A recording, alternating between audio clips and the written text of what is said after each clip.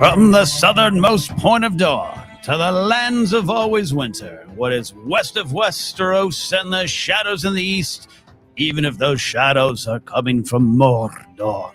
This is Casterly Talk. I'm Napzok. We are live, and I am not going to be live alone. Joining me, I guess we could say, pretty much now as always, it's the wonderful Alden Diaz. Alden, welcome back and welcome home to Westeros. Oh, I was just hanging out atop this hill. I saw you down there fighting. Figured I'd just ride down like Aomer at the Battle of Helm's Deep. That's, exactly. I get that reference because it's a movie series I love. Exactly. Yeah, I'm going to call out the elephant in the room, Alden. I'm going to call it out. Yep, I do finally have a Targaryen beanie. Finally got it. It took me like 2 years to Casterly Talk on video to do, but I got one. It's a really good look. I legitimately, like, I really do like that it's just the dragon. Like, I don't need it to say Targaryen all the way around the beanie. Like, I think you and I have a similar, like, I like my credit shirts like I'm wearing right now. Yeah, but I don't need a shirt that says House of the Dragon on it. I want the iconography. Yes. Yeah.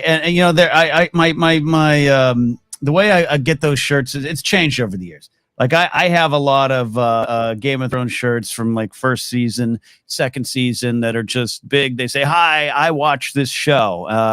Now I like the subtle ones, or the Star Wars shirts that are just like a wisp of Star Wars versus a crazy mashup shirt. I actually got rid of. This is a free form show today. If you're watching live or listening later on the podcast, we're going all over the place. We're going Rings of Power, House of Dragon. We might talk a little bit of that HBO Max business news and what it does to Game of Thrones, or actually probably what it doesn't do to the show. But we're talking about the important things.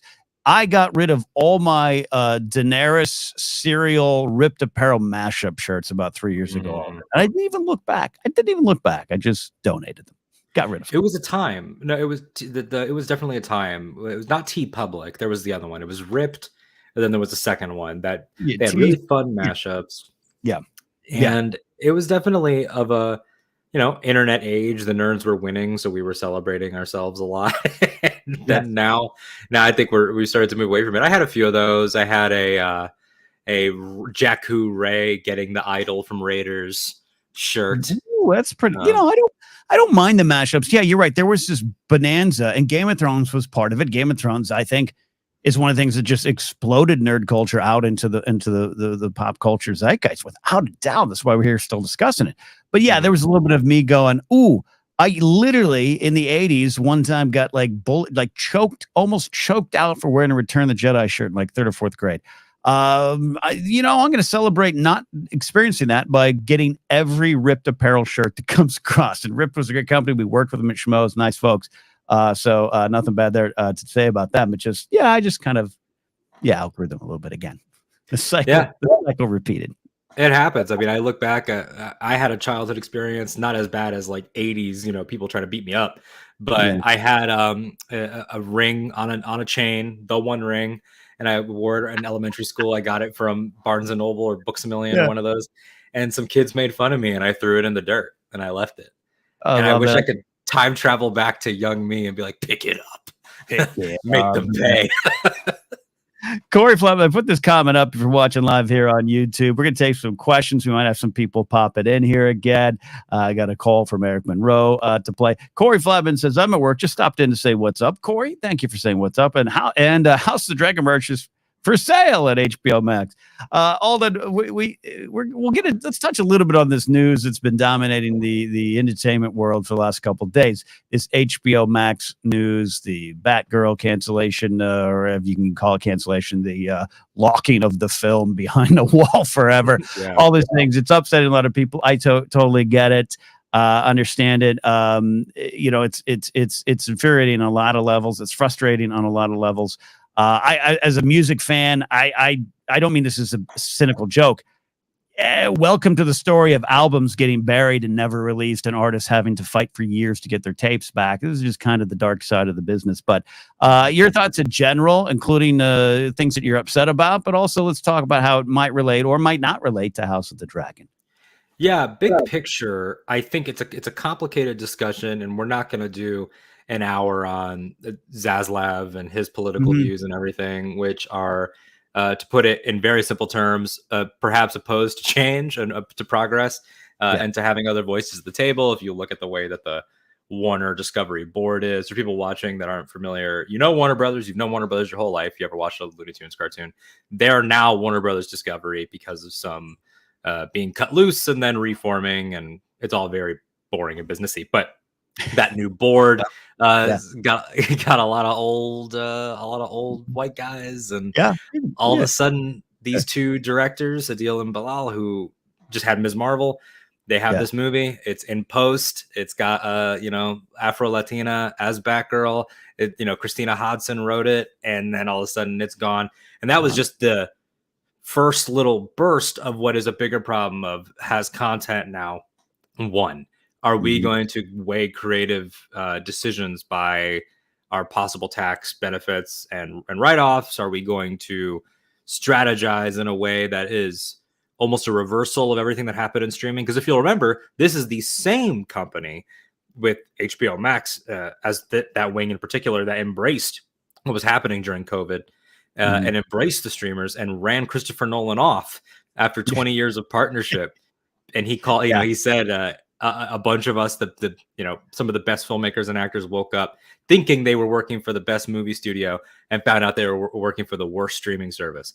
Did he end up being right? I don't know, but it's crazy. And as we're live right now, it's unfolding as an earnings call happens. So in terms of Game of Thrones, I mean, I'll throw it back to you, Ken. I don't know if there's the tier of HBO shows proper that are going to be safe. Euphoria amongst them, Succession amongst them. Specifically, Max is what everybody needs to be looking at.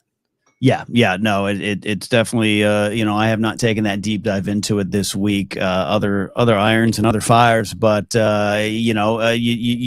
it's that tier. This HBO's House of the Dragon, HBO's Game of Thrones, not HBO Max's. That's where I watch it. So we'll see what new app I have to sign up for or pay or where we go. I'm on Discovery Plus. I watch ghost shows. I don't know what their demographics are telling them, Alden, but I watch both streaming services equally. So we'll see. And I don't mean to be cynical. I've been in this here business, whatever it is, for over 25 years. Lost a radio job in 1998 because of deregulation and corporations sweeping in and swooping up smaller radio stations. And then on the flip side, you got your career at a big company. Your radio career started working for one of those companies that was gobbling all up. And you know what? I was happy you had a job for the time you had a job, and I was happy I had a job until I lost it. I've been dealing with this. It's just at a bigger scale, and there's some things behind it that you can always look at. We've seen that some of the Marvel stuff, the comics, some of the Marvel comic heads that kind of had some, I don't know, interesting beliefs, we'll call them, and it may be factoring some of their decisions. It happens. It's sad. We're not celebrating at all. We're upset, but on many levels as artists. But as far as Game of Thrones, HBO, House of the Dragon, I almost said House of Gucci. I've almost done it a few times now.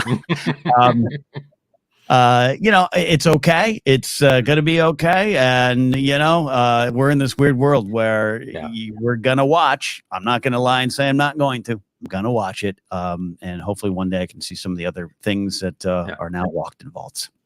Right. And that's the thing, is that it's a weird place specifically to go on the mic about George R.R. Martin's side of HBO because it's going to be the largely unaffected. Like, I'm a fan of Game of Thrones. I'm a big fan of Succession. I know people that are big fans of Euphoria. My mother was like the number one fan of Sex and the City for 20 years, and that sequel show is going, but it was a Max show. So it's like, I had to explain to her, like, maybe yours goes, but mine stays. Like, it's an interesting thing. What is going to be moved and saved? James Gunn on Twitter telling people, calm down, guys. Peacemaker season 2 is a go. So I would assume that gets bounced to the new streamer because they've already announced it's going to be a merger, a streamer merger, or it becomes HBO proper, where all your big shows. I'm back to HBO Go. What happens to my Discovery? Where do I watch Ghost Adventures, and where do I watch House of the Dragon? Is it the same streamer now? I don't know. I'm going to figure it out. I would just like to say the people that launched Disney Plus, you did something right. You've had to change nothing. You've adjusted nothing. I love your little swish, your little not Nike swish. Yeah. It's amazing to see this all unpack, and then tying this in with another. We didn't even talk off air. I'm just bringing it up. So if you had it on your notes, we got our convention change, which I had texted you about. Yeah, actually, great. Sorry, Alden. Great transition news to bring up too. Yeah, we can talk about that. I don't. I'm going to tell you something, buddy. I have no notes today. We just Oh, neither do I. and we're gonna let it fly. This is what I love doing. This is my old radio background here. The mics are hot and we're talking. So if you want to talk about the convention, I think that's great news. And they announced that official Game of Thrones podcast, the House of the Dragon podcast, which is exciting too. Yeah. So they've got official things in the works, audio style, event style, things are all moving. And all of this ties into what we're talking about, because that convention, which was quietly changed locations, it's sort of a re-announcement, not just a date change, because it's now going to be LA. It's now going to be December. It begins on Alden's birthday. So will you be seeing me West Coast? There's a very good chance. And that is an interesting beast now, because it has this lingering over where, let's say they take this and they push it to its highest height and it does become a Song of Ice and Fire celebration. And they do a panel that's like future projects, and they have Kit Harington come out and announce Snow. This is all theoretical.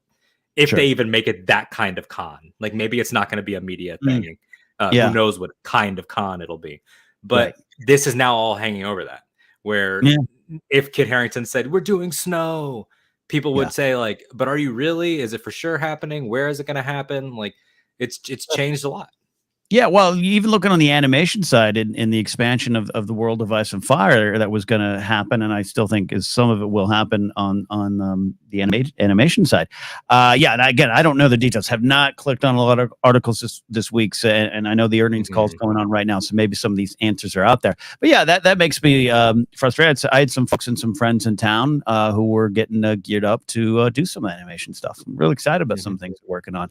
I don't know if that happens right now. I don't know when it happens. It's a bigger named, it's a bigger brand, but you know what? So's that thing called Batgirl and Batman with Michael Keaton. Those are kind of big brands and names.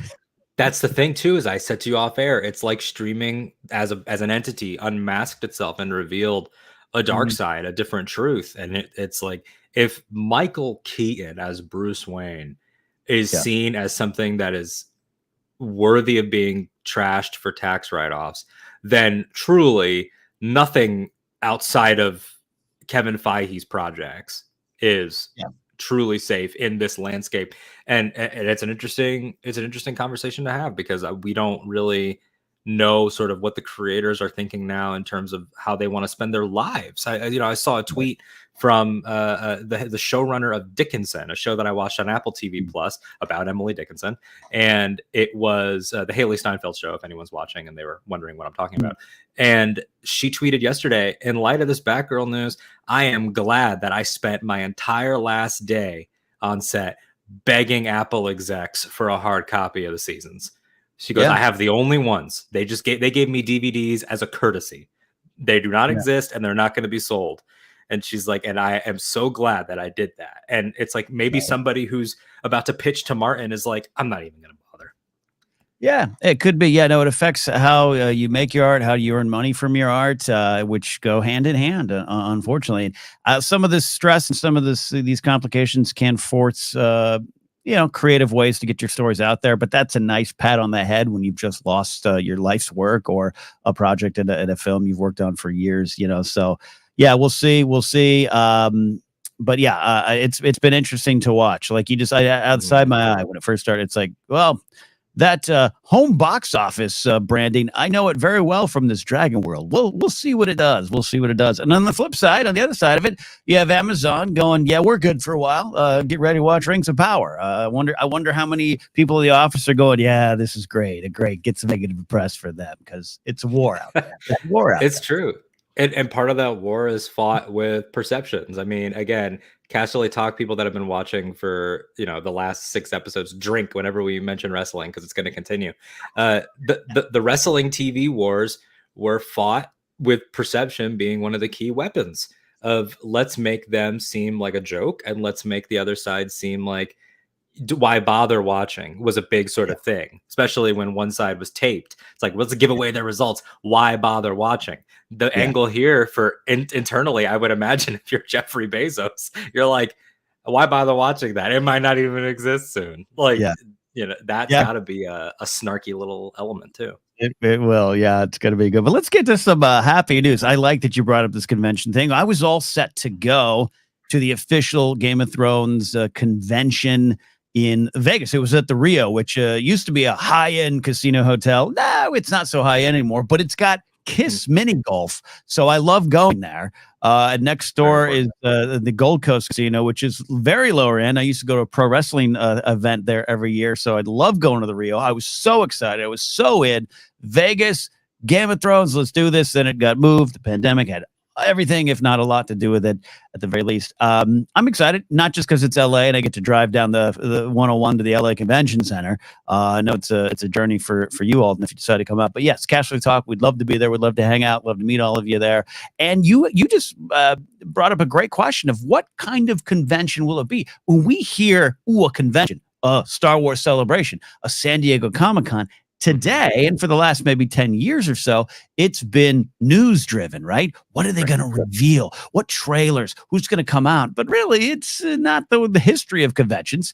In 76 or whatever, Charles Lippincott and Mark Hamill come out to talk about this Star Wars picture. But really, it's a celebration of the fandom in the world. So I don't know what side they're going to land on. I'm sure maybe somewhere in the middle. What do you want? What are you looking for? Yeah, it's interesting because it's the word official that creates all of the difference in my mind where, like your partner, the great Joseph Scrimshaw on Force Center talks about that Doctor Who con Gallifrey 1. Yeah. Like Gallifrey 1 is a convention put together by people that love Doctor Who. It is not put on by the BBC to discuss Doctor Who. This having the word official on it is very, very different where they have a role in it. It's not like we got together and threw together Casterly Con. Because then it's like that would just be TBD. They had it was what was it, Con of Thrones, right? Was that the one that was one? And I was all set to try to get there. They have great events, a lot of podcasts, a lot of media out there, a lot of YouTube channels and everything, and then this official one popped up, and then I just kind of naturally, right or wrong, naturally kind of start looking towards the official one. I think because of the news side of it, right? That's because I don't love panels. The Hall H stuff, God bless anyone who waits days sleeping on the sidewalk, head under bushes. I just never think the panels are worth it other than maybe the Marvel ones and some of the Star Wars ones in the past. The 2015 was great. Like the Game of Thrones Hall H panels are dreadful to me. You can't reveal anything. You can't talk about anything. The hosts are usually bad. That God bless them. They had a Hodor, Christian Narn out one. He's not a host, and it was one of the most boring wastes of my time ever. This last year was great. This last one just a couple weeks ago, I thought it had some good stuff in it as well. So, anyways, I want to mix them both, but I'd love Alden to celebrate this fandom, this World of Ice and Fire fandom, the books, the shows. None of that discourse about season 8 needs to show up. We just need to get together and celebrate this world that we love. That's what I hope. Absolutely. If you make it a mix of both, I think the sweet spot, one of my partners on Octo Radio, Nikki Kumar, we always talk about the celebrations that once were where they were official, but there was a little bit of that blurred lines where it's like, hey, we are going to do an animation panel and show you a reel from an upcoming season of Rebels, or something from Clone Wars, or here's some unfinished things, animatics called The Bad Batch. We'll never make those. But there were still panels like, hey, just sit around with all the guys that have played Boba Fett. And that doesn't happen anymore. The Wookiees panel that happened this year was a surprise because that type of it's a topic like that doesn't really happen. I would love a little bit of that, but I would also love, this cast list right here. You're gonna have Kit Harington, Alfie Allen, Jack Gleason, Christopher Hijru. I don't know how to say your last name, sir. I apologize. Tormund Giantsbane, Christian Nairn, Daniel Portman, Gemma Whalen, and Isaac Hempstead. Right, that's a power guest list to throw out way in advance. They could easily do official reunion panel. They could do all types of things. And I would like a mix. Yeah, I would like a mix, and you're right. Yeah, I love the big and small. You brought it up in the big business discussion with HBO Max and everything, but yeah, that's kind of what it is. It becomes its own marketing machine. I still got friends of mine who are in my age group, actually a couple of years older, who like stopped going to San Diego Comic-Con 10 years ago when they're like, when all the fake nerds showed up in the studios. Yeah, they got their cigars. I remember when it was cardboard, cutouts and card tables. That was it. And comic books. They stopped going to conventions. I'd like to find the mix, though, because there was a celebration of the medium and the art form and the fandom. And now it is business. It's where you time the timing to announce things. You're talking about Kit Harington. Yes, let's confirm it if it's December. Yay, you all loved House of the Dragon. We're not done yet. We got more of that, and we got Snow. And here's Tormund's Giant Bane, and he comes out and says, Alden, you didn't say my name right. That would be a mix, but it's a balance, but there's a lot of corporate synergy at those conventions. Yeah, and you sort of have to find, and this is a larger convention conversation, but Game of Thrones fans, Ice and Fire fans that are going, you sort of have to find your own, like us at the Marriott bar. Like you have to find the experience and inject a little bit of a personal touch into it when they take away. Like I feel bad for the type of fan that's like, I can't go to San Diego anymore and look through boxes of comics with my friends. Like you're right, that sucks. But at the same time, I think there are opportunities for everybody to sort of find their way. And I hope the convention, like Celebration does, which I have my Celebration complaints, but what I do think they do a good job of is encouraging a lot of fan groups, fan meetups, fan panels, that type of stuff. Yeah, and to be clear, I love them. You've been in a hotel lobby bar with me. I love them too much. So I'm looking forward to this one. The LA Convention Center is a nice spot. Nice spot. It's a subway ride down for me. So head on out there. If you're out there, we'll keep you updated. If we are going or Casterly Talk's going, we'll get that information to you. So that's good stuff there as well. And we are here to take some of your questions. We're here to take your comments. I did want to play one call because I was supposed to play it last week. Let's send the Ravens and listen to our good friend Eric Monroe. Hey, Ken and Casterly Talk. So the Rings of Power Comic-Con trailer was absolutely just amazing. I mean, I was already on board with it to begin with, but now I'm on board times 1,000 because it just looks incredible, like the House of the Dragon trailer.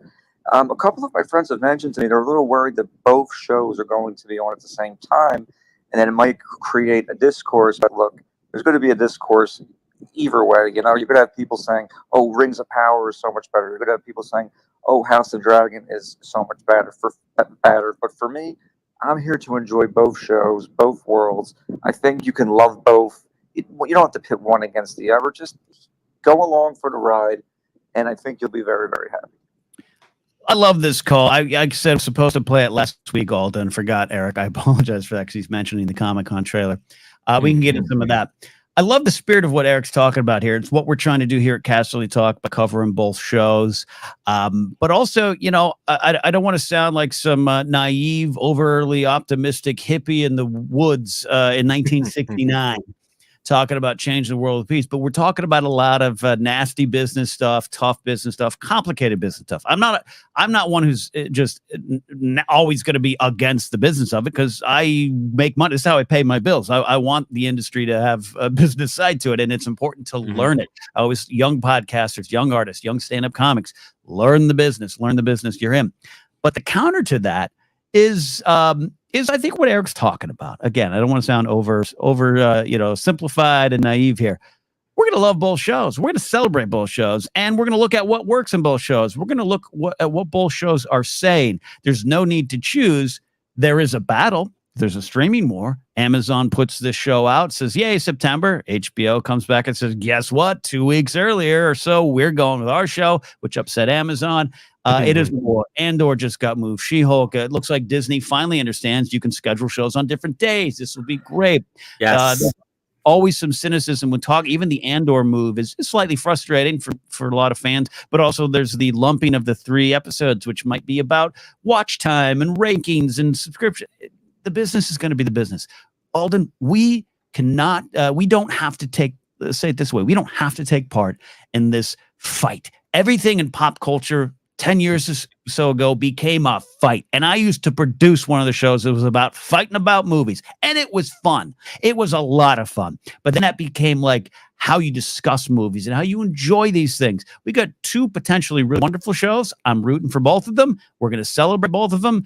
Business dealings be damned is my thought on it. I could not agree more. I think that the mode of, at least for my brain, I'll speak for myself and fairly confidently speak for the people that I'm really close with. That's part of why we find our tribes in fandom, is because the mode of my mind that I can switch into for a fight about movies type thing, or for a trivia battle about movies, is just that. It's a mode. It can be fun.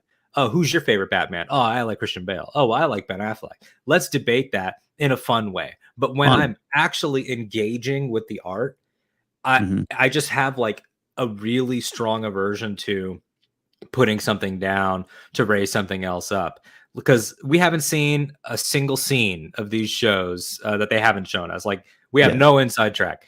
If I get to Lord of the Rings, Rings of Power, and I really just don't like it, I'm going to be honest about that. But we're going to approach that through discussions about, the different aspects, about performance, about art. There's always something to celebrate. You don't have to approach it with snark. And if I like one more than the other, let's say I like House of the Dragon more. And again, I'm not predicting. I want everyone to know that I'm not predicting that I like House of the Dragon more. I don't know. I'm not going to be like, unlike that Rings of Power. That's so unhelpful. To use the Batman again, I thought that the Batman that came out this year is what I've been waiting for my entire life. I did not need to include bashing stuff I didn't like in that assessment. And I think that that's just it's a better way to be, even for yourself. Like, why harbor that? Yeah, never acquiesce. Who's showing up here for the Force Center fandom. So you're saying no angry car videos? No, unless it depends on what I'm angry at, but it's not gonna be that. Yeah, look, and we love discussing and setting us up for what's coming down the line. If you've listened to me in Force Center for years, you've been kind of listening Casterly Talk.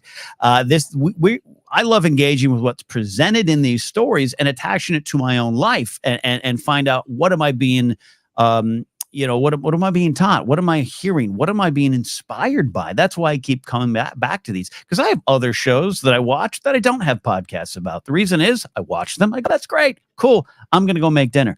Star Wars, Game of Thrones, Lord of the Rings movies for me with Peter Jackson are things that I lean on in my dark times. They inform my decisions. They are where I get a lot of my outlook from, and I don't have any shame in that. And that's part of the nerd revolution that you were talking earlier. That is great now. It's no longer just about, hey, the T-shirts and the toys and the trivia and best Batman. It's about what they mean to you.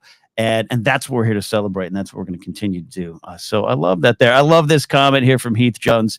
My wife got me more into Lord of the Rings, and I introduced her to Game of Thrones. So really, we're really excited for both of these shows. Heath, you, sir, have called a well-balanced partnership. That is beautiful. Alden, I know you're searching again right now for love. That's what you got to find. Can you bring that up one more time? I just want to make sure I got the dynamic correct. The wife, Lord of the Rings, he introduced Game of Thrones. I really love that, because that makes me think of like an Arwen and Aragorn type dynamic. Like, he had more of a hardened edge, and she brought something way more like beautiful and optimistic to it. Yeah, that's great. No, I love stuff like that, where you can exchange your loves, and it's met with like a really like a more appreciation, even if someone's always going to have their favorite. But it's just a great thing. Yeah. I love it. I love it there. We did get a question. Let's see. We got a question here from Brennan Marr.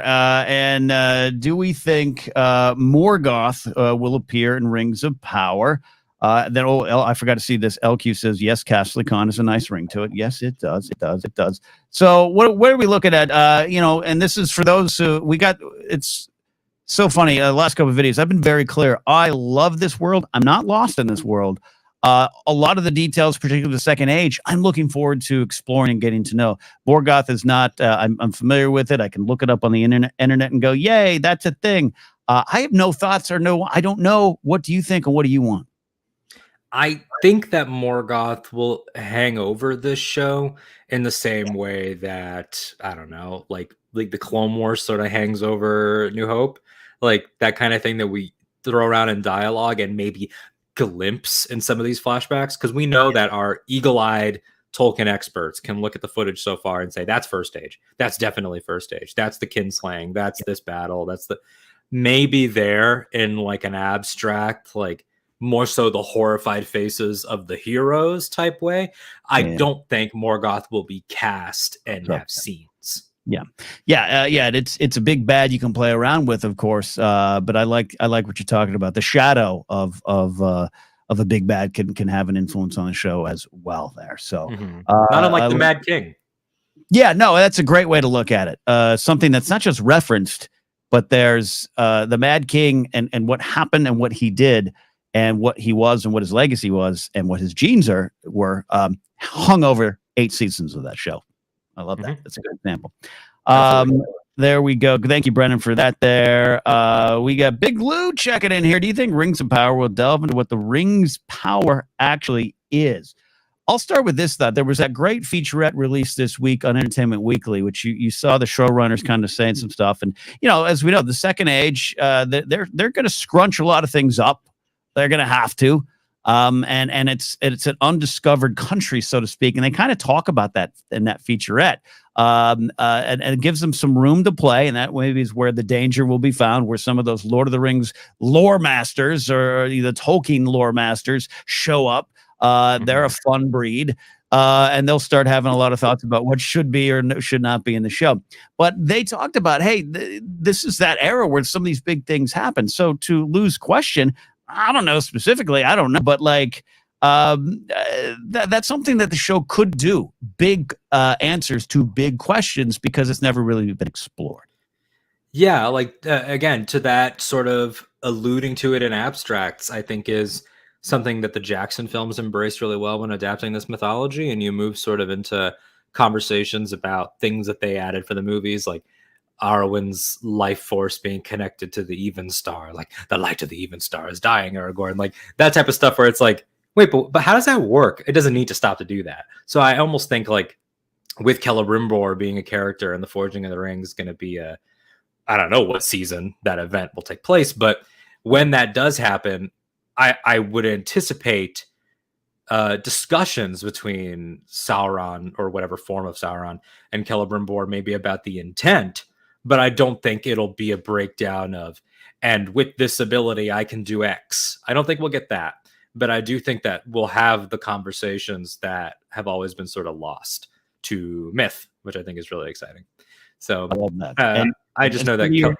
Some of you are saying my mic is popping, so we're going to the other mic, and let's see if that happens here. There, great answer, Alden. This is why you're a pro, and I love working with you. When one person falls, you pick up the flag and run. So we got this other mic we're working on here. Hopefully that works. Thanks for letting me know that my mic was popping. It might be a cable issue. If you have problems podcasting or live streaming, always check your XLRs. Those things go fast. All right. You had some questions. We were trying to get some people to call in. Yeah. If you're a Patreon supporter of mine over at patreon.com/Napzok, I dropped the link to StreamYard into the show in the Discord. We're going to be here for about 15, 20 more minutes. But if you've got a question, reach out. But you've got some questions that were submitted, Alden. I do. I have some questions submitted from some friends that are either working or whatever, but they wanted to send their Ravens anyway. So I have them. So we have a question here from Scotty Gyro over at the Bombadcast, and he's a big Joseph Campbell guy, sort of in a George type angle, and he wanted to ask us, what Campbellian motifs do we think that Rings of Power is going to bring into like this new generation of Lord of the Rings storytelling? So we're going to have a lot of heroes' journeys, maybe a bunch of different ones at the same time. Here's just in the general hero's journey discussion. This is great. Scotty will get you to call in. You can bring his teacher's brain to this discussion. I wonder, the only thing, I'll kick it back to you quickly here, Alden.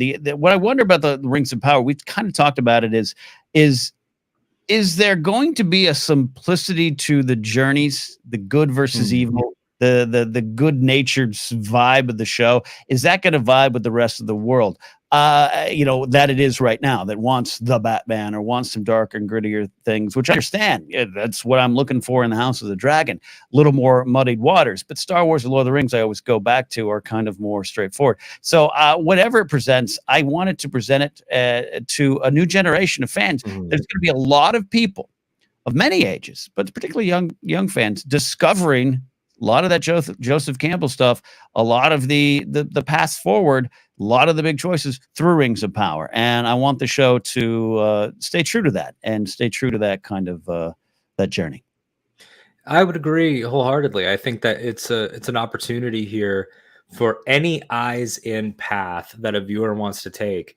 It looks to me, when I look at this cast, when I look at the posters and the trailers, that each of the core arcs is sort of has its own makeup that matches something like a Fellowship, like a New Hope, like Hercules, any of those classic ones, where like you look at the Harfoots, I see a young Harfoot, I see an old one, I see a Journey, I see a Crossing of the Threshold. I look at the elves. Elrond, despite being old as hell, is still young relatively to all of them. He's the new young. They describe him as an architect and a politician trying to make change.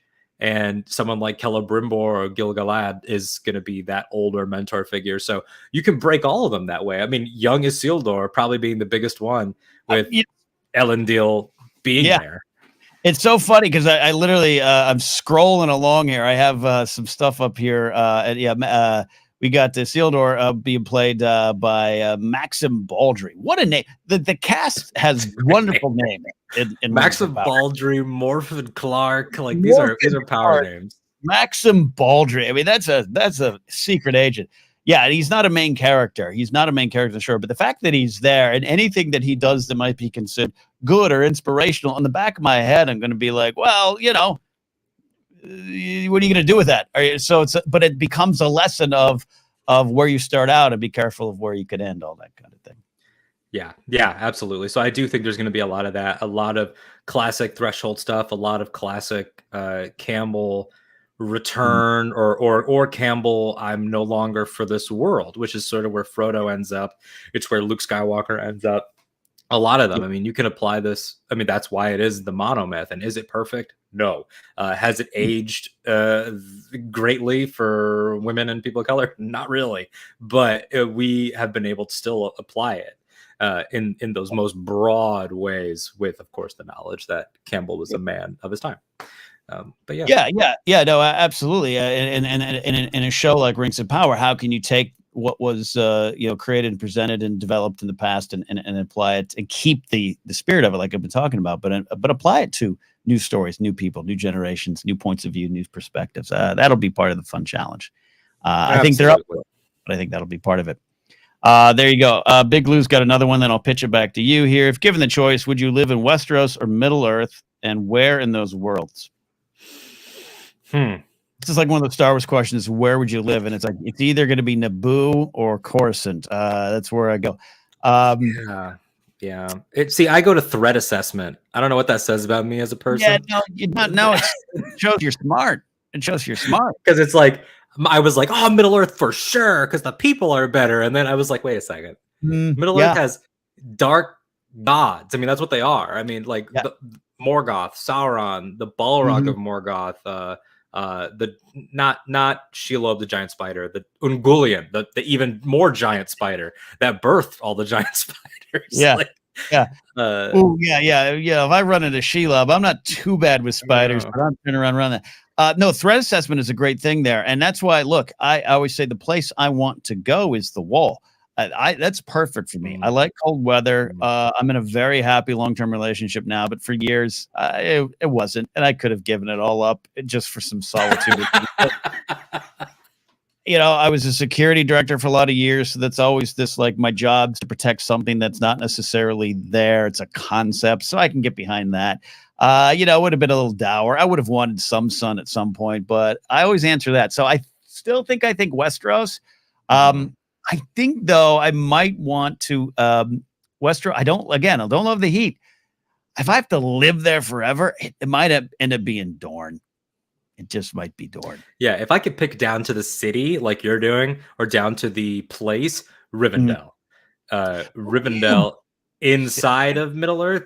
And you never really have to leave, right? Once you're there, you're kind of set up for a bit, right? Right. You don't have The to only go. thing is that I would end up being like, somebody can correct me. It's either Dory, Nori, or Ori in The Hobbit that when they serve them food at Rivendell goes, I don't like to eat green. that will be me. I'll be like, you guys got any snacks? Yeah. See, never acquiesces, just sitting around reading all day. Rivendell is choice. Yeah, that's kind of what I think. That's kind of where that might be the answer. I don't know, but yeah, but then again, like kind of what you talk about threat assessment. But if you're in Rivendell, you got to assume maybe I'm an elf, right? I mean, I'm a bridge troll, not an elf in real life. But then I'd be like, when my friends are like, "Cool, time to pack up and get in a ship and head on out of here," I'd be like, "No, I don't want to go." So me and Liv Tyler would hang out, I guess, to the end of our days. I don't know. Yeah, that's a good fate. Liv Tyler, Hugo Weaving, and then sometimes Liv is like, "Let's go visit my grandma," and it's Cate Blanchett. Yeah, because that's always a fun detail that I forget is that Elrond and Galadriel meet, and then Elrond's like, "Hey, can I marry your kid?" Like, but we all live so long that like we don't look like we're different generations. It's so strange, but that's elf life, I guess.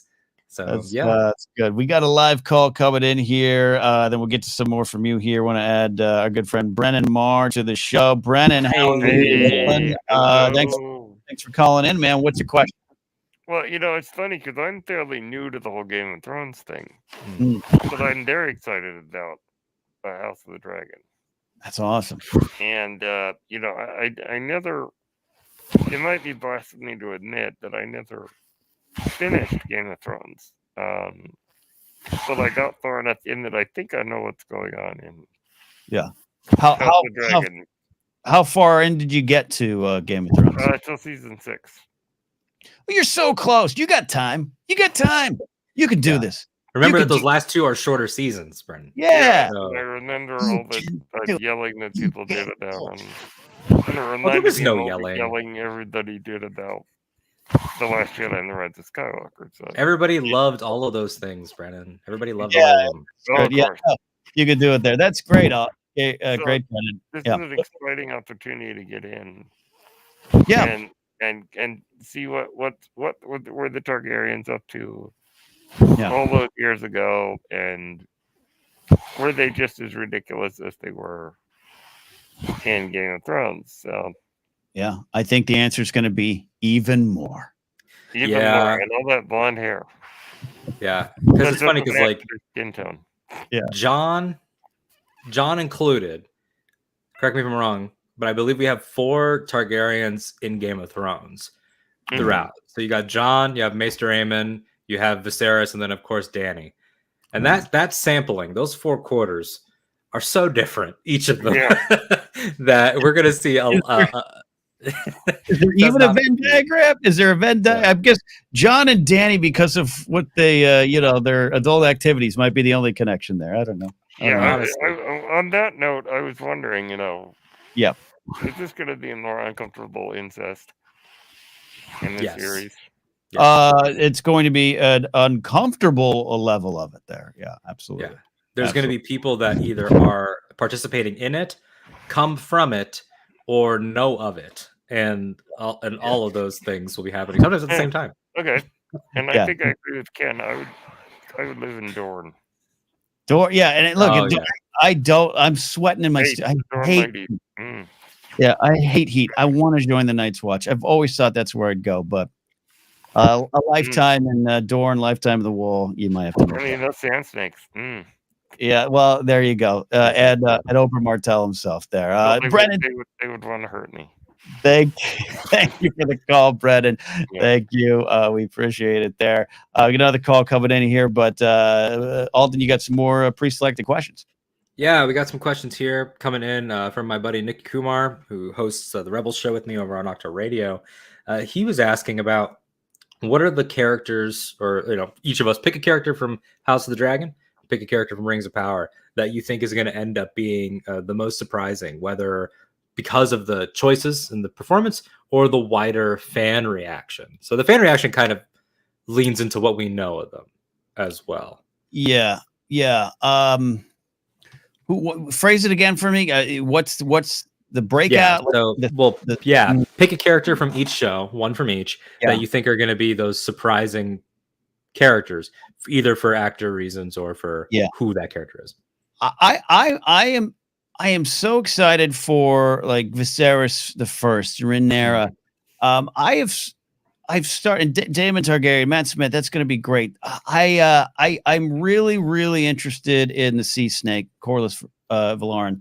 I really think that's going to be a character that people are going to love. I think they're going to understand him. They can he's just exciting. He's an exciting character. His whether or not his resume is going to be on the show and about the 9 voyages and everything, I don't know. I think they're going to love that.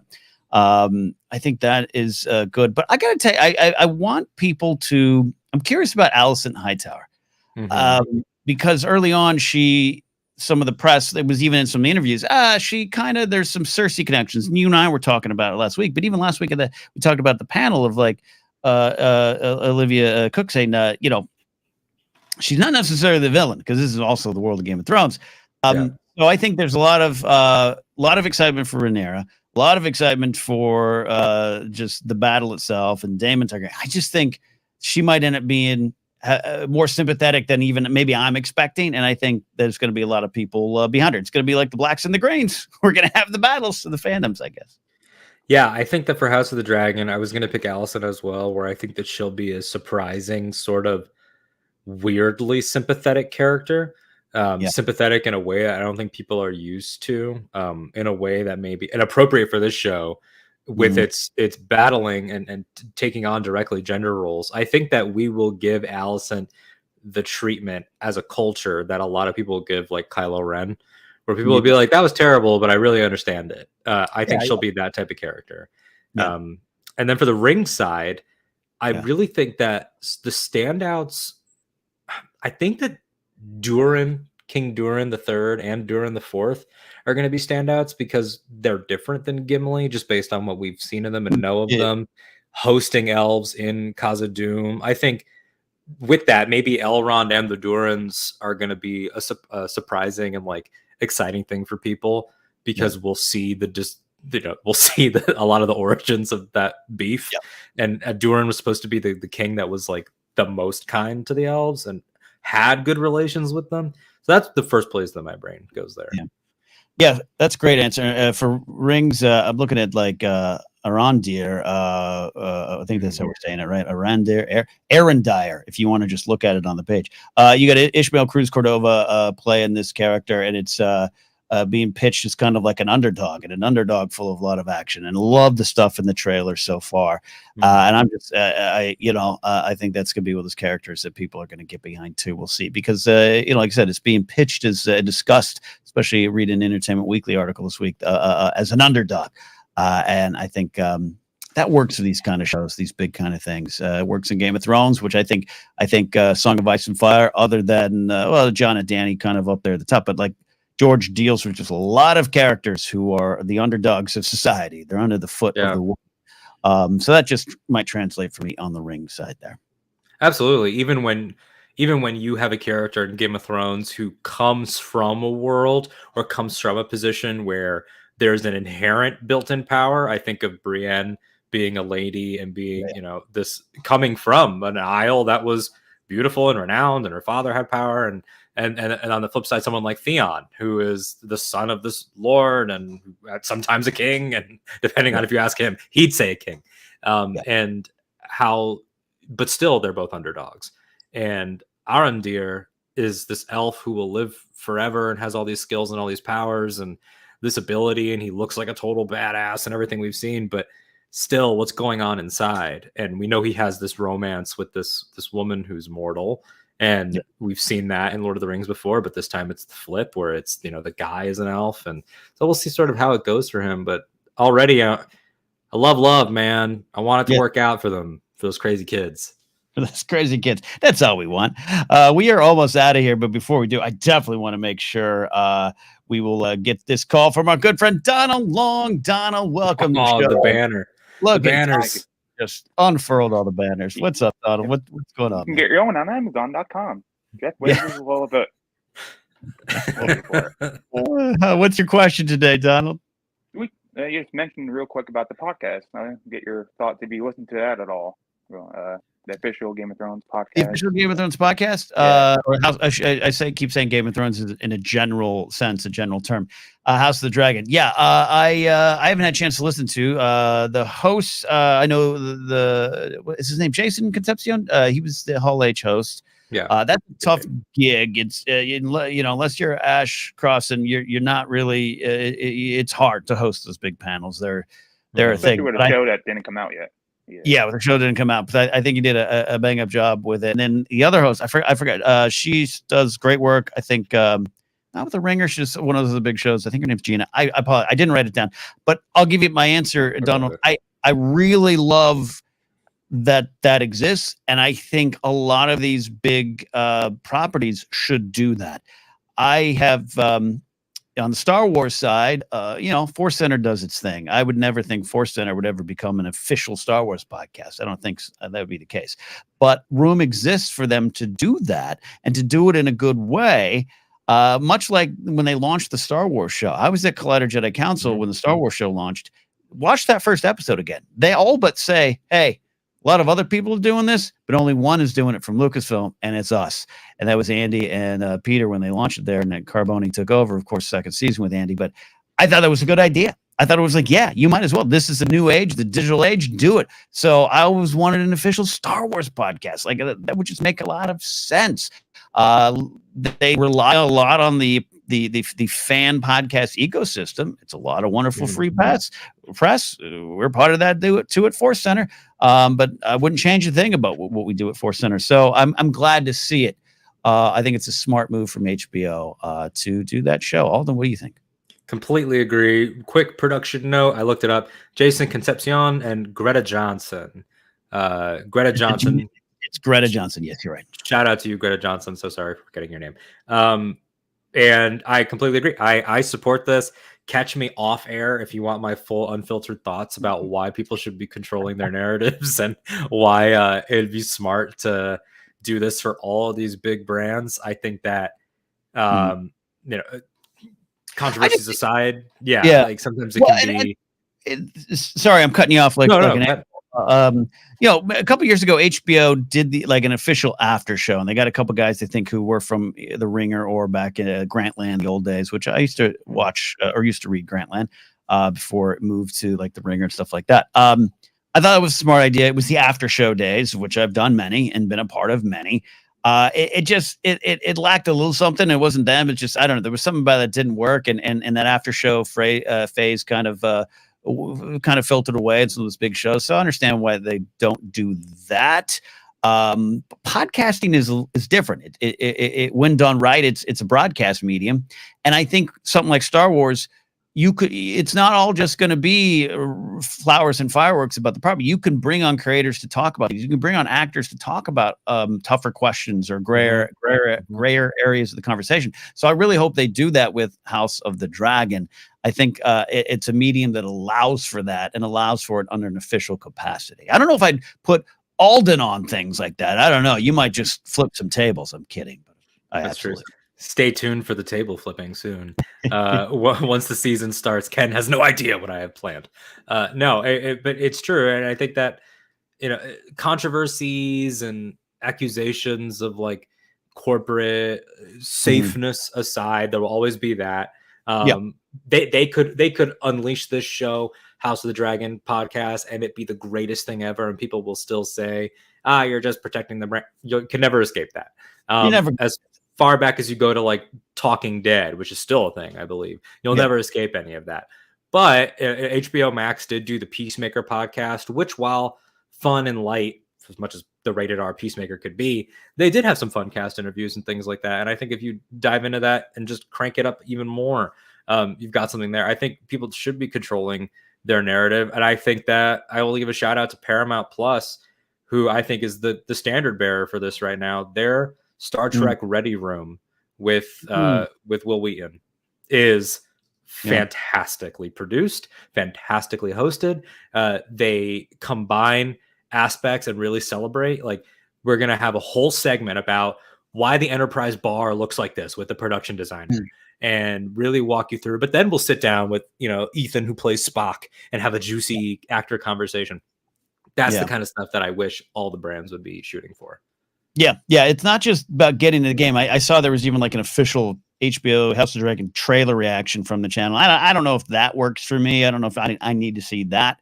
That might be chasing the tail a little bit, but the podcast could be good. Donald, before I let you go, have you had a chance to listen, and what do you think? Yeah, I did. It's a very nice podcast. If you don't know a lot about this world, they break it down very easily in the first episode for you. They talk about their Targaryen's history, the Valerian history, the Baryon's history, and set you up and real nice for the show going forward. Plus, they have a real nice interview towards the end with Matt Smith and Patty Constantine. Correct. Whatever. Yeah. Cool. So it's a nice, fun, quick podcast. It's easy to listen to. It's not like a deep dive like some of these podcasts are. So if you're just getting started in this world, I'll give it a listen. Are they hiring a couple guys? There you go. Always ask. Does it look like they want 2 more guys? It's all you, Alden. I am unhirable in this space, so that's why I do my own things. Donald, thank you so much for the question. Appreciate it. Appreciate your support. Donald's been listening since 2017 when we were at Daily Thrones back in the day. Donald, we'll catch you next week. Thank you. Bye, Donald. See ya. Bye. All right. We are almost out of here, Alden. I told you, I said we are only going to do like 30 minutes today. And here we are coming up on an hour. You can't shut us up about this wonderful world.